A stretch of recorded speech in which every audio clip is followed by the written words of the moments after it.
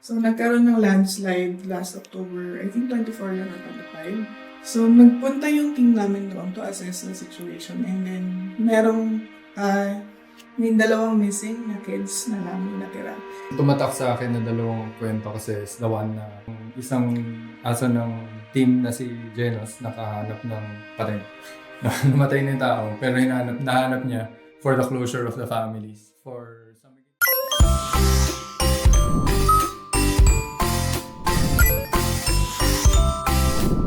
Petmara Podcast. Welcome to the Season 2 of Petmara Podcast. I am Dave, your new host. In this podcast, we will talk about pet tips, pet discussion, and pets' overall health in partnership with our major sponsor, Petmara. Well guys, alam nyo ba ngayong buwan, sineselebrate natin ang National Pet Training Education Month. So very excited na rin talaga akong mapakilala ang ating guest. Our main guest, or not other than the Metro Manila Dog Association Kabayani 9 Course. So without further ado, let's all welcome the MMDA K9 Course representatives, Ms. Charina Gamurot and Sir Abraham Castro. Kumusta po? Kumusta? So thank you for joining us today. So ayun po. To start off, kindly please introduce yourself. This MMDA K9. So, I'm Charina Gamurot. I'm a full-time IT specialist by yung day job ko. And sa Metro Manila Dog Association Kabayani 9 Core, ako ang PIO or Public Information Officer. Okay. And also the Internal Affairs Head. So, yun. How about you, sir? I'm Abe Castro. I'm also an IT consultant. So on the side, I do this as a volunteer. I'm part of the training team of Metro Manila Dog Association K9 Core. And I've been with the team for 3 years. Wow, mga professional pala yung mga kausap ko, no? So, hindi lang sila, pet trainer. So, may mga set of questions po ako dito and topics na mga pag-uusapan natin. So, excited na ba kayo? So, can you tell us more about the MMDA K9 course? MMDA K9 Core is a non-profit. Okay. SEC registered non-government organization. Mm-hmm. So, we are purely volunteer-based. Yung resources namin, lahat nanggagaling sa volunteers. So, we're not funded by anybody. We are currently working on fundraising para naman medyo gumaan sa bulsa ng ating mga volunteers. We started in 2016. Okay. Nagsimula siya as parang inisip ng founder namin, si Sir Mon Santiago. Hello, shout out po, sir. Parang, ano kayang pwedeng maitulong ng mga pets natin sa disaster response? Mm-hmm. Kasi parang yung mga aso natin is sayang naman yung potential nila. So, kung may kakayanan naman silang tumulong, especially yung the big one. Yes. So, yung inaabangan ng lahat. Yes, na eventually talagang mangyayari siya. So, wala tayong ibang magagawa kundi mag-prepare para pag dumating yung time na yun, alam natin kung ano yung gagawin natin. So, yung founder namin, mahilig siya sa aso. And then, so sabi niya, what if mag-train tayo ng mga household pets? Mm-hmm. Para, kasi kulang yung resources natin if ever dumating na yung big one. So, para at least maraming, kumbaga community effort na maraming pets bawat barangay na pwedeng tumulong sa search and rescue. So, doon po kami nagsimula hanggang sa yung mission po namin is bawat barangay, sana merong mga 3 to 4 pets na mag-train with our group.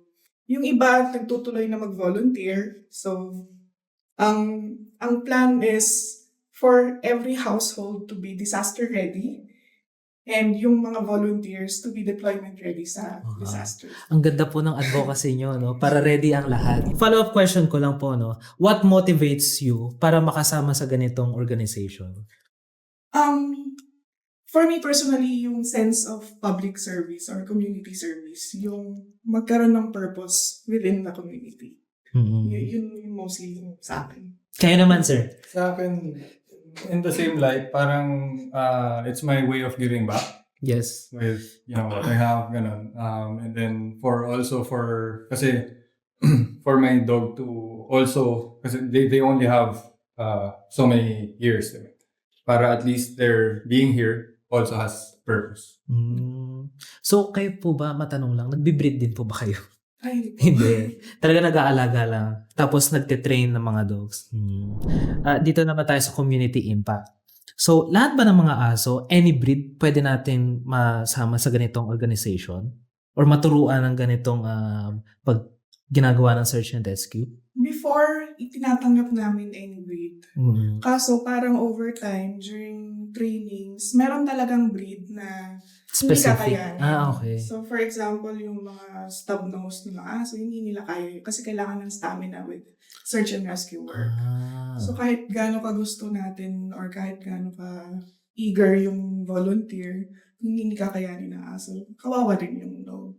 Also sa environment ng Philippines na mainit, mostly humid, ganun. Yung mga dogs that find it hard to breathe, lalo pag pagod na.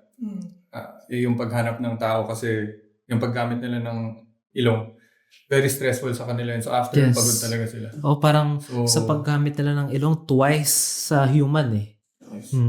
So, nakakapagod. Pag napagod sila, especially yung mga snub-nosed dogs, very high chance of, parang very high risk sila when it comes to that. With the heat pa, pwede ma-heat stroke, ganyan.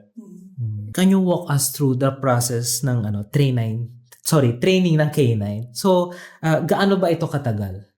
Yung para pwede na sila maging ready sa mga search and rescue programs. Okay, so I will only speak for search and rescue, live search and rescue training, which is what we do. Okay. So kasi pag sinabing K9 training, medyo malawak na yan eh. Pwedeng mga PPD, EPD, mga police work, that wala kaming personal experience with that. So we do K9 search and rescue training. So sa amin, yung program namin, it takes 12 weeks on paper. 12 weekends. Basic. Yeah, basic. Basic lang. So that's the basic course. So yun yung basic course. Magsisimula sila from looking for yung tao to go through it na mabilis para medyo para medyo digestible sa kung paano namin gawin. Tinuturuan namin silang hanapin yung amo nila and then na maganda siya, and then we make it a good thing for them. Na parang it's good to look for your owner, your handler, and then we convert that to someone else na any human, pag pinahanap, it's good. Nalalapit siya, hanapin niya yung tao. More or less, tapos gagamitin nila yung more or less from looking by visually and hearing. Magsisimula na silang gumamit ng ilong. And then, na good, hanapin lalo, nagamit yung ilong. So, that's more or less yung basic K9 course namin na 12 weeks. So, matuto silang humanap ng tao. And then, after that, for the volunteers, if they decide na they go through being part of the team talaga, tsaka na yung going to the what do you call this, deployment ready dogs. Tapos pero yung from there up until kahit deployment ready na, continuous yung training. So you can't really put wala kami malagay na timeline talaga dun sa full. But yung basic is around 12 weeks. So kahit senior dog na siya, tuloy-tuloy pa rin ba yung pagtuturo sa kanya?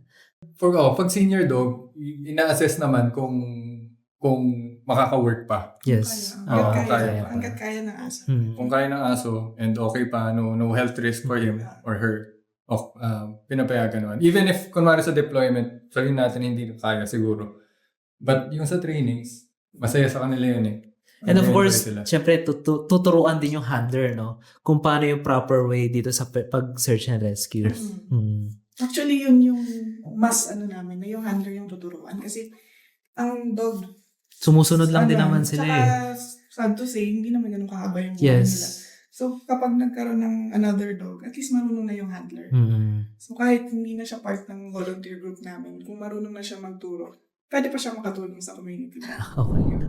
Meron ba kayong mga inspiring stories nitong K9 dogs? Or pagte-train before?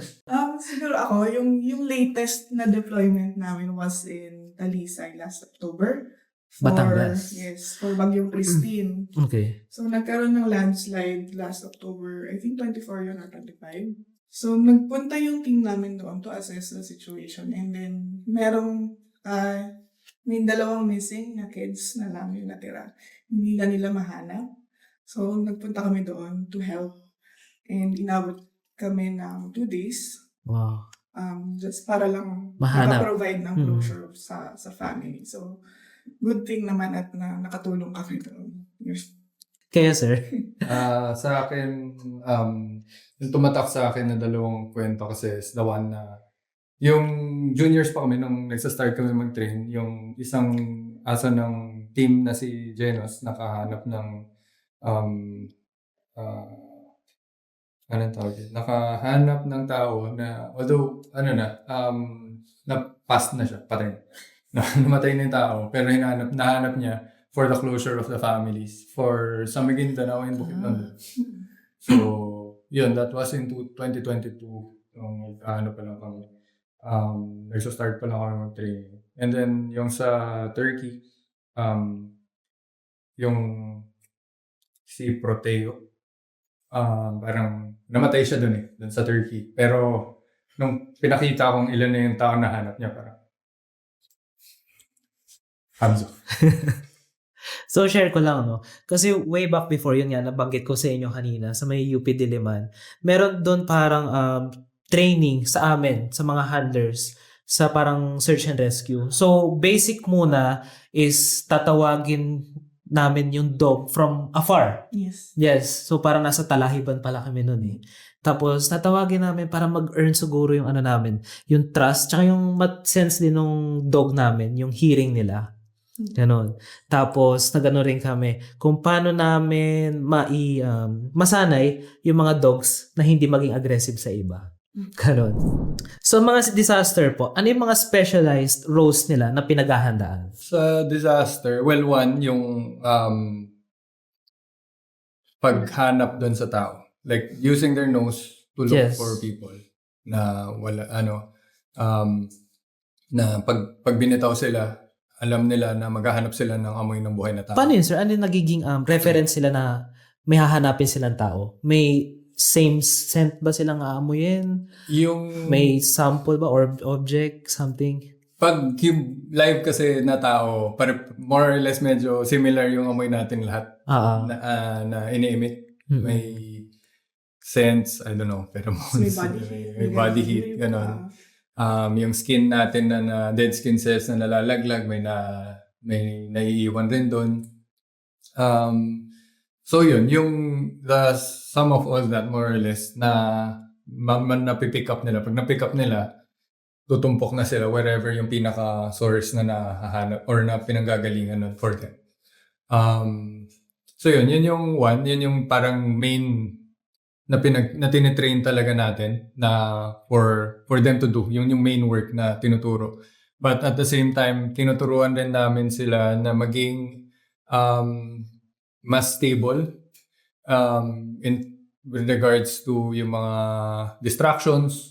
Yes, kasi madali sila ma-distract. Pag maingay, gano'n. Siyempre, kasi kunwari bumagsak na yung sangka-munduhan. Hindi naman tahimik yan eh, di ba?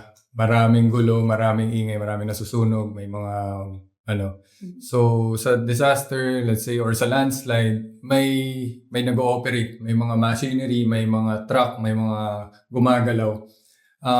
We teach the dogs how to not be faced by these distractions. Na hindi sila, Parang desensitized. desensitize. Loud noises. Sinasanay na sila, kumbaga. Crowded places. Oo. Actually, may nakita nga ako parang group of, yun nga, K9 units na nakapiring. Tapos parang tumatawid sila ng ladder, ng paganyan lang. Parang sinasanay sila sa ganong obstacle. Pag ganun, pag yung mga ladder, footwork yung inaano. Kasi kapag nag-earthquake, di ba gumuho yung Yes. building, unstable yung iba. So, yun, para at least gamay nila yung footing nila. So, yun. More or less preparing them for the worst. Yeah. So yun sir, no, yung nabanggit nyo kanina, hinahanda nyo yung mga K9 units natin sa mga disaster. Like, sinasanay nyo sila sa mga, ang tawag nito, distractions, sa mga ingay, sa dami ng tao, ganun po. So, dapat dito, dapat habang bata pa, ganun, mag-start na sila ng, mamulat na sa ganung environment. Better if yung K9 or yung aso is talaga. From the start, medyo exposed na. Exposed na sa distraction, exposed na may mga dumadaan dyan, hindi siya masyadong, ang focus lang niya doon sa tao. Malaking bagay yun. If, as much as possible, mas maganda for us. But at the same time, pag yung aso nakita namin na kayang may potential, but pwedeng matrain to be desensitized with the distractions, then may tinitrain rin namin. So, hindi naman, ideally, preferably, mas maganda na since bata, But, hindi naman natin mapipili kasi yung mga volunteers na naman natin come from different backgrounds. Actually. Grabe no, mga inspiring na mga stories nyo. Tsaka kung paano tayo mag-train, ganun pala ng mga nangyayari. So next, what are some basic tips that every pet owner should know? Sige, ako muna. Siguro, work on their bond and sa lahat naman ng species siguro, proper communication. Yes. Between you and your dog. So, as long as kaya mong i-communicate yung gusto mo sa aso mo, yung aso mo, kaya ka rin basahin. So, magiging matiwasay kumbaga yung yung tsaka yung relationship trust. ninyo. Oo, Yes. yung trust. Build ninyo yung trust ninyo with each other. Mm-hmm. Yun. Tapos, kung magte-training kayo, consistency. Okay. Laging consistent lang. Hindi pwedeng pag sinabi mong sit, tapos hindi nag-sit, hindi pwedeng, yaman na. Nako, Kasi hindi matututo yun. So, kailangan consistent ka sa aso mo. mahina pa naman ako doon sa consistency. Minsan tamad ako eh. Hindi pala minsan. Kaya sir? Yun, in line with yun, yung consistency, I nire-recommend ko na to take time always to Hindi madaliin. Take time and take time to train your dog. Mm-hmm. Na parang bigyan niyo sila ng oras kasi parang minsan nga lang yun na nga ikaw na lang yung focus niya eh. Mm-hmm. 15 minutes lang pwede na yun. 15 minutes Kahit every day. konti 15 lang. minutes? Yung dog ko parang hyper pa rin after 15 minutes. Kahit konti lang everyday, basta everyday. Pero basta everyday, tuloy-tuloy, matututo yan. And ayun, tas consistency para doon na yung bond nyo, yung trust niya sa'yo. Yes. And also at the same time, dahil doon sa consistent na training, consistent na ginagawa niya everyday, nababasa mo na rin siya over Yung ugali over time. niya. Oo. Oo. Kasi hindi lahat ng aso pareho eh. Yes. So, yung kunwari, every day nababasa mo na parang, okay, medyo gets ko na ito yung mga tells niya, ito yung mga kaugalian niya na ganito yung mga body language, ganun. As a handler, magkakaroon ka rin ng expectations doon sa aso mo and hindi magiging unrealistic yung expectation mo. Kasi alam mo na medyo ganito siya. Mm-hmm. So pagdating na, let's say, inisip mo na gusto mong pagawin siya ng ibang work, may idea ka kung saan yung baseline niya o saan siya nag-start. Kaysa yung kunwari, punta ka na lang doon, tapos parang, sit. Tapos hindi, or pinatrain mo, di ba? Let's say pinatrain mo, tapos in-expect mo na lang na after 1 month, ganun Okay pa rin na, gets niya na. hindi niya maalala yun minsan. So, pag, parang hindi nag-sit, o hindi nag-down, pero alam niya dapat yan eh. Tanga-tanga yung aso, parang ganun, di ba? Kasalanan ng handler yun. Kasi hindi niya kinontinue and pinagpatuloy kung ano yung dapat, and at the same time, wala siyang bond sa aso niya, hindi niya kilala yung aso niya. Mm-hmm. In addition din pala dun sa kilalanin yung aso. Helpful ito sa lahat ng pet owners kasi doon mo rin makikita kung may sakit na yung aso mo. Yes. Siyempre kasi alam mo yung daily behavior niya. So kung may something wrong sa aso mo, doon mo Siyempre welfare ng aso natin ang iniisip. So, yun. Kapag makulit ba yung aso during the training, hinahampas niyo ba siya? Nagulat. Hindi, Cancel tayo. what I mean is parang mali yan, May i-correct correction, nyo. yes, may ganun. correction. May proper way to communicate na mali. Paano po yun? Yung proper way. Um, Kasi mga kasit yun. May mga medyo training specific na kasi siya eh. Pero ang tawag sa kanya correction. So, depende kung paano mo depende kung positive correction, negative correction. Parang, positive reinforcement or negative reinforcement, positive correction or negative correction. Parang ganun. Depende rin sa method ng trainer kung sino yung nagte-train. And kung anong school, kung saan. Basically, kung paano sila, different yung kung paano mag-train yung mga aso dito, aso sa Europe, aso sa Amerika. May kanya-kanya silang mga methodology. Based on, medyo kasi may kanya-kanila na rin naaral. Yung collar, yung leash. Yung sa Philippines, saan tayong method nag-base po? Highly influenced by US. Okay. Especially us. Highly influenced by US and FEMA guidance standards. So meron naalala ko, ang sabi, wag daw parati sasanayin yung pets natin or for dogs natin nasanayin sa mga treats para sumunod. Minsan, okay na daw yung tatawagin or pupuriin sila by calling their names. Tama ba yun? Calling them.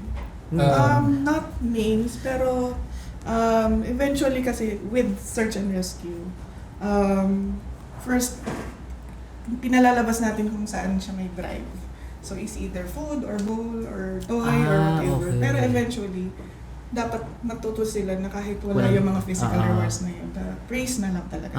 Oh, such a good girl, such a good boy. Ganon. Ganun na lang. Kasi, ang victim, wala naman yung Tama. pagkain. Tama. Di ba? Bagay. So, ayun. So, syempre, dapat masanay sila na okay na yung praise. So, nasa process yun na tinatanggal yung mga rewards. What common mistakes do pet owners make when it comes to training to their dogs? So una yung pangahampas, bad.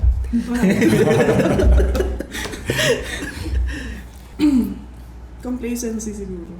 Yung katulad nung sinabi kanina na walang follow through sa training. Isa na rin yan. Siguro yung improper timing ng reward and correction. Okay. So parang, syempre kung tama yung ginawa niya, reward mo. Mm-mm. Kung mali yung ginawa niya, i-correct mo. So pag nagkamali ka naman ng bigay ng correction, hindi nga, mako-confuse yung aso. So yun yung siguro, kailangan matuto rin yung handler or yung owner na when properly to reward the dog or to correct them. So sa experience nyo ba, parang sa dog, katulad ni Kona, yan, I mean, kayo lang talaga yung sinusunod niyang amo? Or like your kasama sa bahay, sinusunod niya rin ba? Sinusunod niya. Pero most likely, puro kayo. Ang mas malakas pa rin yung Energy niyo. yung sa akin. If ako yung mag-command, may ibang mag-command, sa akin pa rin siya but kunwari, parang kunwari, tinawag ko siya, may tumawag na iba, sa akin at sa akin siya pupunta. Parang ganun yung, but if may kunwari, nandyan, wala ako, Opo. pinasit down, ganyan, susunod siya. So, lagi niyo talagang kasama si Kona? As much as possible, as hanggat kaya. Kasi before ako sumama sa search and rescue, pinalaki ko siya na sumasama sa akin. Kasi medyo nagbo-board sports ako, out of town, gano'n. Gusto ko na may kasama kami or ako lang na dog. So, yun, even pagkakuha ko sa kanya, puppy siya, sinasama ko lagi sa drive. Pandemic pa nun. So, pandemic, punta ko sa girlfriend ko, dala ko siya sa kotse, gano'n. Tapos pabalik. Out of town, pwede na, nasa kotse rin. Gano'n. So, talaga siya, kasama siya as much as Bonded possible. talaga sila. So, paano yung work nyo? Di ba, sir, IT kayo? IT. And then kayo din, ma'am? Sakto, mabagal internet dito. Hindi kami yun. Di ba? Hindi kami yun. So, lagi nyo po siyang kasama din sa work. Sa bahay lang din po ba kayo nag-work? Hybrid. So, sometimes sa office, sometimes sa... So, next, ito. Kung gusto mo maprotektahan ka ng aso mo, ano yung best way na i-train them without getting or being them aggressive? Medyo mag-hands off ako dun kasi hindi namin expertise kasi yung protection eh. Yes. May iba kasi So- parang nakikita ko or napapanood ko yung pagte-train nila talagang kinakagat, no? Yung mga masasamang tao. Lalo na meron na panood doon, father and daughter, tapos tinetrain niya yung dog niya, parang pitbull ata yun eh, na wag makisalamuha yung bata, yung anak niyang babae sa mga bad guys. So kung may bad guy na lalapit, talagang sinasakmal niya dito sa arms. So yung ganun po. Medyo kasi, very different school siya compared to search and rescue kasi sa amin, tinuturuan mong hanapin yung tao. Yes. So, actually, siniscreen namin yung applicants and volunteers kung may tendency to attack humans dahil taliwas siya eh. Parang kunwari, naghahanap ng tao, biglang binanatan yung tao sa leeg. Di, hinanap mo pa, pinatay mo rin. Di ba? So, I mean, how their methodology, paano nila inaano yun, wala kang actual background kung paano siya gawin. Iniiwasan namin yung mga dogs that have that tendency to be with to be trained for search and rescue kasi risk talaga siya. So it's a real risk na that can happen lalo pag dinala mo doon tapos biglang kahit biglang pumitik, delikado pa rin. Sa mga landslide, halimbawa, natabunan na yung tao, yung hinahanap, paano yun? Uupo sila sa area, tatahol sila, tas may object po, no, na ipapaamoy? Or Yung- something same scent? Sa disaster search kasi So, pag human remains kasi, so, tugo ba kanina, meron pa isang type of dog kami na tinitrain is what we call HRD or human remains detection. Okay. So, may cadaver scent kami na ginagamit. Human race detection. Human Remains. remains. Human As in remains, sorry. cadaver, Labi. as in labi ng patay. Okay. So, syempre alam naman natin may stench Yes. yung ano. Uh-uh. So that specific scent, yun yung ginagamit namin to train the dog. Mm. Para kapag landslide, kasi sad to say, kapag landslide, medyo yung chance mong buhay pa na matabunan ka ng lupa is very low. So, ang hinahanap ng aso during landslides, yung scent ng cadaver na. Ayun. Medyo nakakalungkot, pero yun yung reality kasi. Ako din. Yung, for example, siguro wala pang 24 hours. Or usually 24 hours naman before mag-search yung sa, for example, yun sa landslide. May 24 hours po ba or 14 less? 48 po yung amoy, kaya pag 24 hours pa lang may baon pa rin po kaming live na aso. Para in case may makita pang buhay, may chance pa rin po mag-survive. So, how do you encourage dogs to follow commands consistently? Consistency of training na na tuloy-tuloy every time may gawin siya, proper praise para hindi magsasawa sa pinapagawa mo. Let's say kahit yung sit down, yung sit niya, start yan, lalo kung puppy, may pagkain talaga yun eh, di ba? Pero eventually alisin mo yun, pero may reward ka pa rin na paparihin mo pa rin siya ng good girl, good sit, good down. Kasi ang dog, masaya na yan kapag nakita kang masaya. Para hindi sila So, nananawa. Gusto kang i-please ng aso mo. So, kapag nakita kang happy, maganda yung ginawa Yung energy ko. din. Maganda yung ginawa energy ko, din. must be doing something like that. Ang aso ko ata, nananawa na sa akin, ayaw na makinig. Baka pinapalo mo kasi. So, ayun. Let's talk about some specialized training, no? Paano maging handa. So, ano yung mga roles ng mga dogs tulad ng search and rescue or any crimes? Meron na ba tayong Sorry, crime? ano yung question? Ano yung mga roles ng mga dogs tulad ng search and rescue? Yun, like, yung mga ginagawa ng mga Yes. canines, yung mga trainings nila. May mga, what we do, search and rescue, live search and rescue, human remains search and rescue, may trailing or air scenting, ang tawag nila sa ibang bansa. Yun yung malayuan. Parang pag... Yung mga bomba ba? Yan, Ano ba explosive. yun? EDD naman yun. Explosive Detection ng dose. explosive detection to EDD. Explosive EDD. detection to Saka iba pa yung narcotics, Narcotics. detection. Sa Ano yung drugs. narcotics? Drugs. Iba pa po yun. Iba pa yun. Ah. Iba yung amoy nun eh.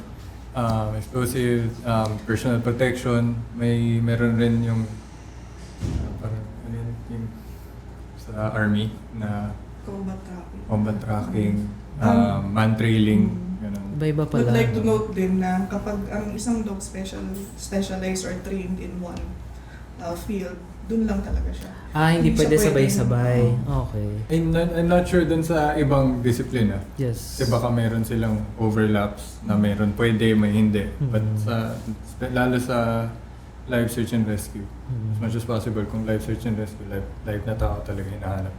And then, ayun, halimbawa, may search and rescue tayong magaganap. May parang paghahanda kayong ginagawa sa dog, like any ceremonial. Yung parang, yun lang, yung parang papaamoy nyo lang yung object dun sa aso. Kapag tracking, Tracking. gano'n ang Tracking. gagawin. Pero kapag yung sa live search, any person alive na concealed, yun yung mission ng aso. So kahit sinong nakatago yun, kahit walang ipaamoy na belongings ng tao. Curious lang, may lalim ba silang limit para maamoy? Meron, pero hindi ako sure. Pero meron. Meron. Hindi din namin ninonote kasi hindi pa kaya ng... wala pa kami dun sa... wala rin kaming gamit para mag-train ng sobrang lalim na nakabaon. Kasi sa tao, parang around 2 feet lang eh. Mula salas hanggang kusina. Maluto na ba? Next, how can pet owners train their dogs to respond during emergencies like earthquakes or fires? Like normal pet owner? Yes. Best for me na parang universal na magandang matrain mo is recall. Ma-recall mo yung aso mo.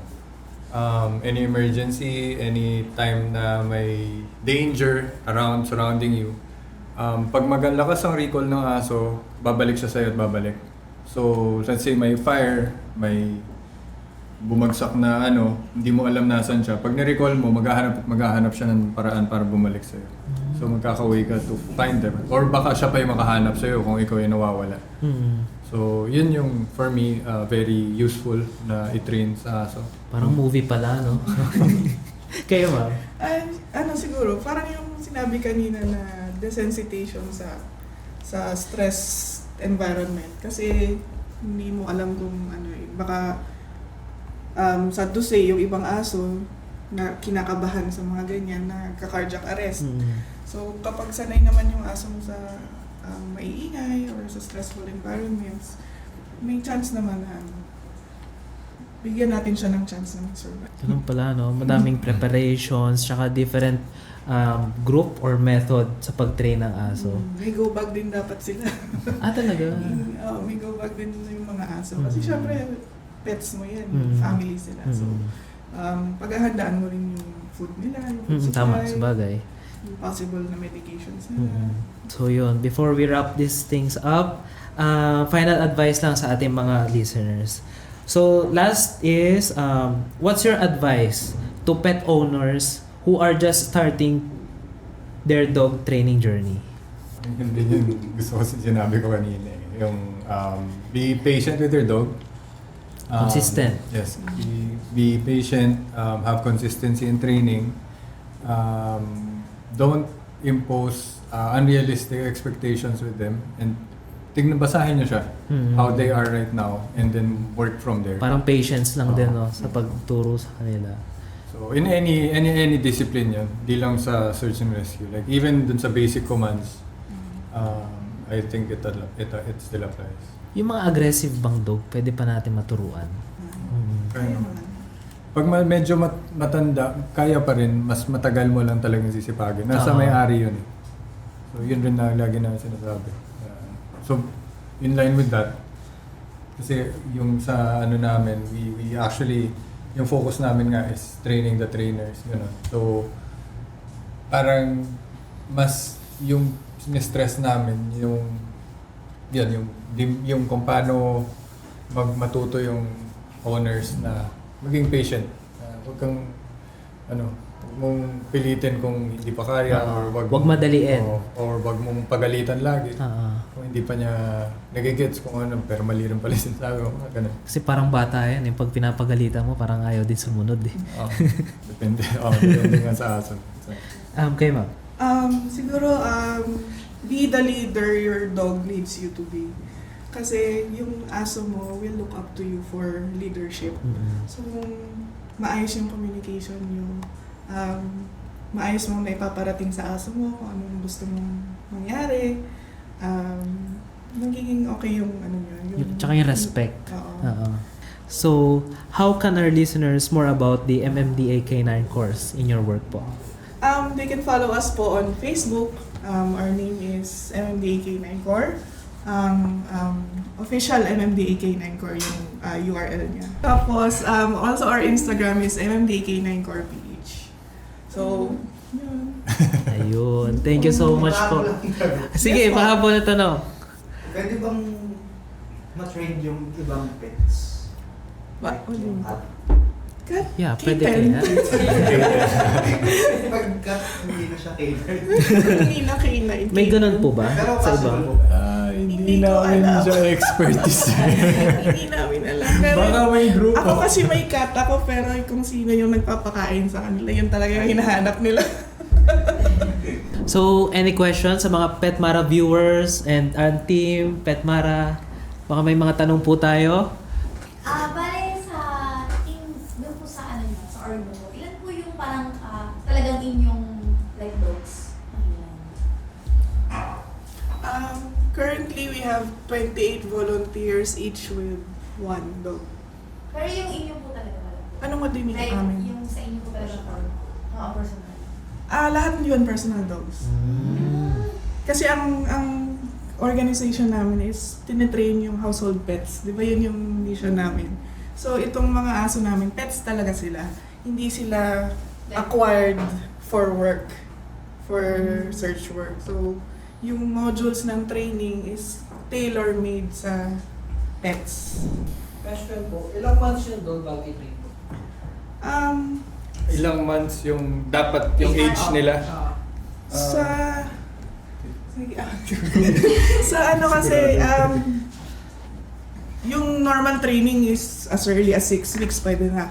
Pero sa search and rescue sa org namin 6 months para kompleto na yung vaccine, tapos yun. Any breed po yun?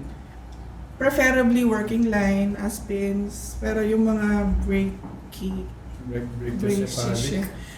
basta yung mga Mga skits, shih tzu. Mga medyo panghihirapan nahihirapan yung sila shih tzu. kasi. Mga husky gano'n. Pwede. Husky, Na stubborn. Kakayanin, pero Yung- medyo kasi may chance silang magka-heat stroke dahil sanay sila sa Lamig. and then medyo may pagka-stubborn rin kasi yung husky with regards to depende. Meron, pero actually yung isang namin nagkaroon parang kami ng half husky. half husky, Okay half naman. golden. Yung trabaho naman. Pero parang laging tinitignan mo kung baka Makabantay. magka-heat stroke kasi Inaalala. hindi namin din kasi alam kung gaano ka-acclimated yung aso. Ganun. Kumbaga kasama pa rin sa training yung safety and dog. Yes. Number 1 ang safe. Number one, safe. Tapos when it comes po sa schedule, paano po yung schedule nyo ng training? Like, everyday ba may training? Every Sunday ang official trainings namin. Since may mga Yeah. day job kami, Oh. tapos volunteers lang, every Sunday lang kami. Yung lahat ng volunteers? Yes. Or may... Although, syempre sa bahay, pagdating sa bahay, continuous Yeah. yung kanya-kanyang training yun. Parang kanina sabi yung kahit 15 minutes per day. Yes, kahit 15 minutes every day lang. Petmara viewers, listeners, baka may additional comment kayo or questions, comment nyo lang below. And then, sir, ma'am, any shout-outs? Sako. Wala naman yung sako. Hello sa aming team, sa Metro Manila Dog Association K9 Core. Sa mga aso ko, si Kobe tsaka si Hunter. Ayun. Yung asawa ko kasama naman sa team na nga. Actually, magkasama kami sa nag-join. So, parang yun na rin yung bonding namin na mag-asawa. Na every Sunday. Sino una nagaya? Kayo po? Sabay kami. Pero nauna kasi siyang yung kwento namin. Ikukwento ko. Sige lang, go ahead. Kasi, Dati na kasi ako may beagle. Ah. Tapos, before pa, gusto na niyang i-train for search and rescue. Pero sabi ko, wala akong time Mm-mm. to invest. Tapos, due to unforeseen circumstances, nagkaroon kami ng Belgian Shepherd Mm-mm. na hindi naman namin talaga pinlano. So, Mm-mm. naghanap kami ng training or na pwedeng sumakto sa breed niya. Kasi, syempre mahirap yung Belgian na hindi trained, di ba? Yes. So, nakita namin to. And, Pero smart yun, Belgian. so, nakita namin tong training na to. And then, sabay kami nag-join. So, parang family bonding na rin namin to. Kasi yung dalawang dogs namin, tapos kami mag-asawa. Yun. Okay, sir. Any shoutouts? Shout out sa girlfriend ko.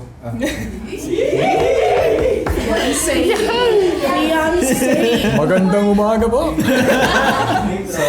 Tapos sa dalawa kong aso. Kala ko dalawa kong girlfriend eh. Mga babae sa buhay niya. Kala. Shout out rin dun sa aming kasama na nasa BTS. Yan. Oh, lagay dito. Kana. Yan na, Kona, Kala. Over. Yan guys, ayan po si Kola. Ay, sorry. Si Kona and si Kala. Kala! And si Ma'am Malisa. Bye-bye! Thank you po!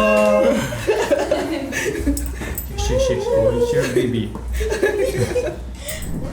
Don't forget to follow us for more episodes on responsible pet ownership, training tips, and pet care. Until next time, and keep loving your pets.